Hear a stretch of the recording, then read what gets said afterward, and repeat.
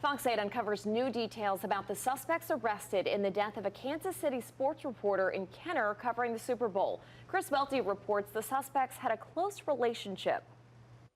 Meg, St. Tammany Parish court documents showed Danette Colbert and Ricky White once lived at the same address in Slidell. St. Tammany deputies investigated their home for a domestic dispute in February last year. The initial report shows Colbert was bruised but refused treatment. Deputies have an open warrant for White in this case. Last month, Kenner police named White as an accomplice in the death of reporter Adon Mazzano, found dead in his hotel room. Preliminary toxicology shows Xanax and alcohol in Manzano's system.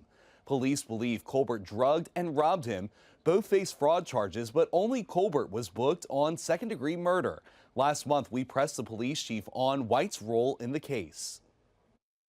We found correspondence and information where they were going back and forth, so we think they were working hand in hand in concert with each other on this.